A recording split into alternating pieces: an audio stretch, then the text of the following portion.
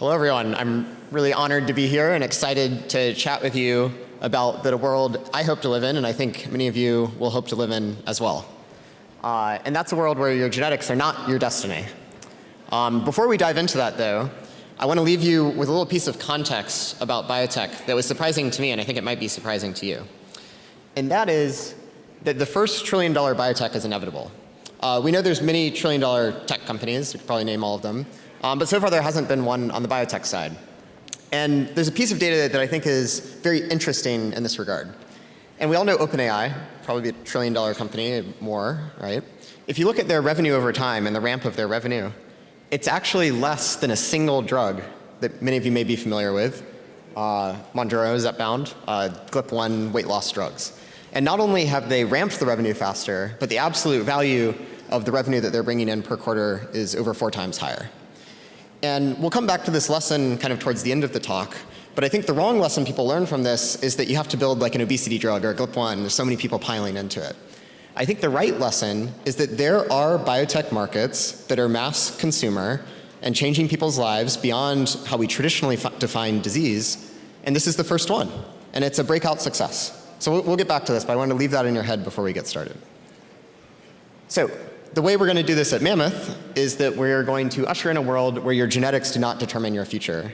I think many of you probably know people with genetic disease. Many of you know people that have suffered from genetic disease.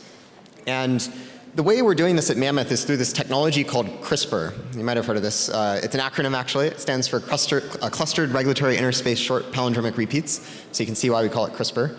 And the way I think about it is that if you think of your genome as this giant Word document of 2 billion letters, in many ways this is an incredibly complex Word document, obviously encodes life. And in other ways it's actually shockingly simple. It only has 4 letters, A, T, C, and G. And what CRISPR allows us to do is to go into this Word document of life and do things like find and replace. We can like insert a sentence, or we can insert a paragraph, or we can bold or italicize. You can really abuse the metaphor here. But basically we can make any kind of change we want to that code of life. And the way that actually works is that one of our co-founders, Jennifer Doudna, over at Berkeley, and she won the Nobel Prize for this work, discovered that if you ripped the immune system of bacteria out of bacteria, similar to us, bacteria actually have to defend against viruses. And the way they do that is this CRISPR technology. And they basically have this CRISPR technology to chop up any viral sequences that invade the bacteria that are trying to use it as a factory for more viruses. And if we zoom in, the specific way it works is that there's this kind of globular thing here that we call the CRISPR protein, or Cas. And then there's this thing on the top that has the black part and the red part on the left, and that's called a guide RNA. And one of the really exciting things about CRISPR is that we never have to change the blob protein. That's really hard in biology. We just switch out this thing called the guide RNA, and that tells it to go to any location in the genome and only go there and nowhere else. And that means we can very selectively edit any location in the genome without changing anything else, because that could be bad, right? Like you want to only change this one location and not accidentally give someone cancer or something like that. So this is all very sci-fi, but what's exciting is that already this is being put into practice. Like hundreds of people have been dosed with this technology successfully. And where everyone's really been focused is what we call ex vivo. And that's, for those of you that know Latin, outside the body. And this is things like blood disorders. So there's a genetic disease that's very common, for example, in the Middle East and Africa, sickle cell disease. Many ways devastating disease. And this is something where you can actually take the blood cells out of the body, edit them with the CRISPR technology to remove the sickle cell trait, put them back in, and then for the rest of that patient's life, they don't have sickle cell. They're truly cured. It's a one-time therapy. And that's a very different way of thinking about medicine. Now, taking cells out of the body, you can only do it for so many things, right? You can't take your brain out or your heart or your muscles. Blood is kind of the only one, really. So where CRISPR is going and what we're focused on at Mammoth is how do you take this technology and then bring it into the body, or in vivo, and go to any different tissue, whether that's muscle or heart or brain. When you think of genetic disease, you probably think of like Alzheimer's and Parkinson's and Huntington's disease. And these are things where you have to edit the brain, and you can't take the brain out and put it back in. And this is a lot harder, as it turns out. And what this will do, though, is it'll unlock the vast majority of diseases. So there's already diseases like sickle cell and beta thalassemia, where there are actually drugs on the market in the US that can actually cure these diseases, but now's the time for us to move beyond that. And another example I'll leave you with about the power of this technology, and this really goes to how fast it can be spun up and how bespoke it can be, is in the US you may have heard about this baby KJ. So there was a child born in the United States who had a genetic disorder. The child, if they continued with that genetic disorder, faced a very real chance that they would not survive. And basically, academic scientists were able to create a customized therapy within months, dose the child, and so far it looks like the child has been cured of the disease as far as we can tell. And I think this really shows the power of the programmability of CRISPR. That's the other thought I want to leave you with, is that normally in drug development, every single drug you build is just as hard as the next one. And that's why pharma companies spend billions and billions of dollars, and they take just as long to build their 100th drug as building their first drug. And that's not the case for CRISPR. Actually, every time you build a CRISPR therapy, you get better and better at building that. And that's a very unique kind of new thing for biology that's very exciting.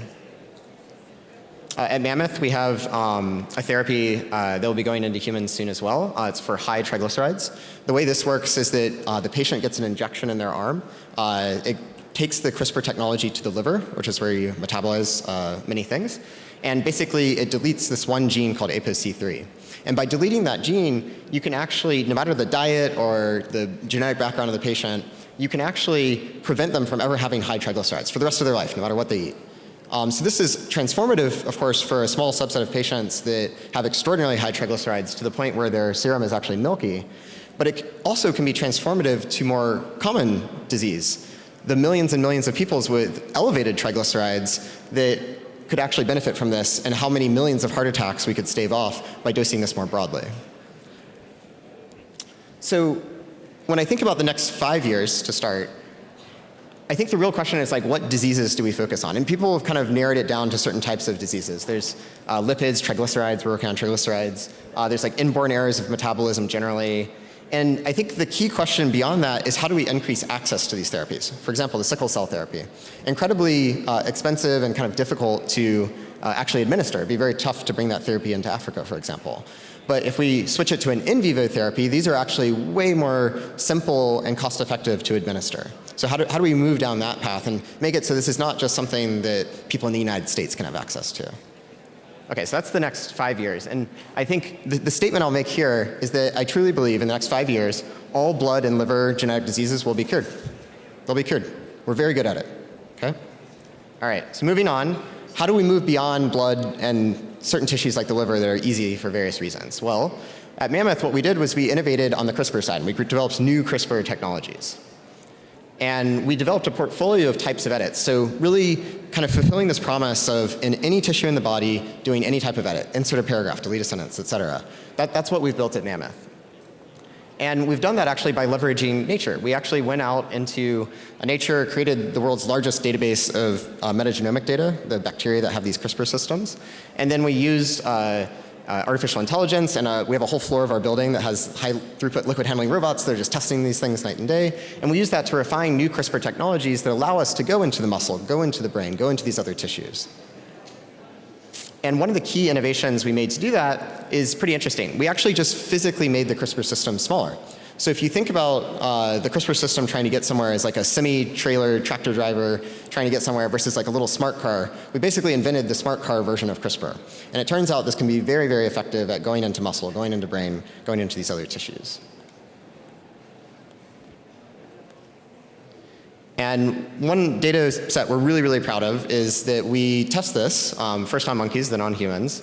And in the monkeys, we actually saw for the first time ever that we can actually edit muscle. So many of you may know someone with like a muscular dystrophy. These are horrible diseases where basically over time you degenerate, you're stuck in a chair, sometimes you can't even breathe, and eventually you can even die.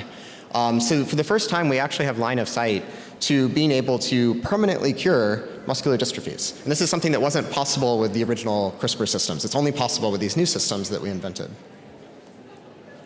And we're working on 8 different programs. We have a bunch that we work on ourselves. We have a bunch with really great partners. For example, we work with Regeneron most recently, great biotech in the United States. And this is really across all sorts of areas. We have liver, we have muscle, we have CNS, brain.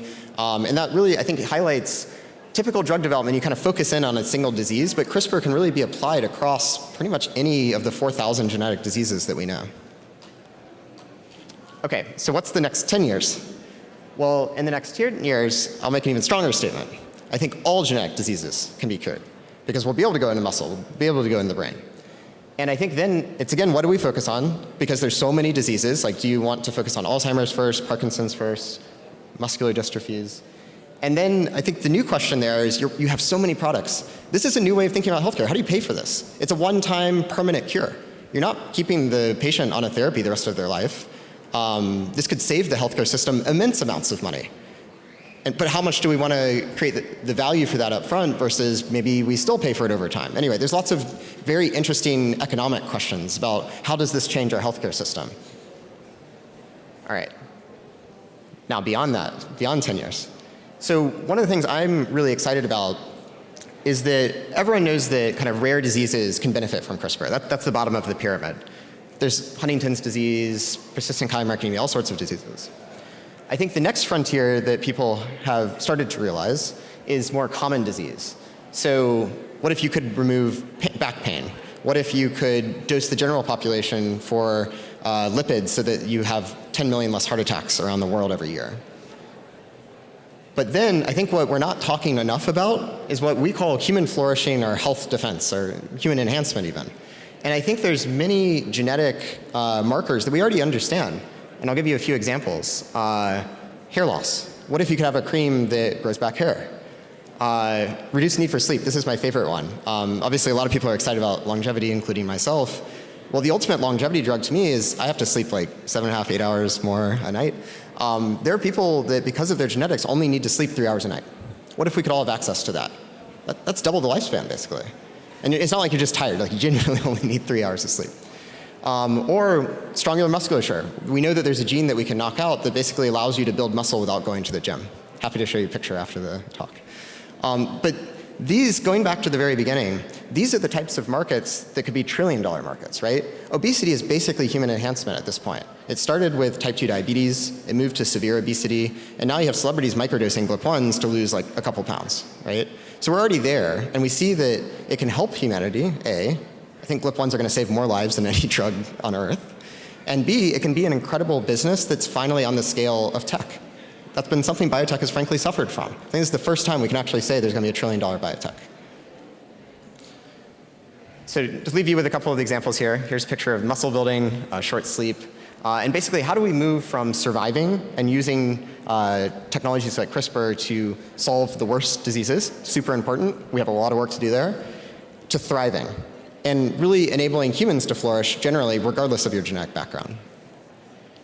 So beyond 10 years, I think we should live in a world where individuals decide their genetic strengths. It's your choice. You can choose to opt into these things or not. And I think it'll be, how do we best increase the quality of life? Like longevity, people love to talk about intelligence, strength. And I'll leave you with part of this as well, which is how do we avoid geopolitical instability? What if different countries opt into this in different ways?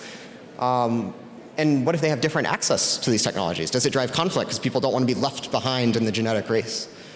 So some meaty questions for maybe everyone in here can solve for me. So to finish, I'd like to thank the Mammoth Biosciences team, and I'd like to thank the Dubai Future Foundation and the forum for allowing me to present some of my crazy ideas to you. Thank you.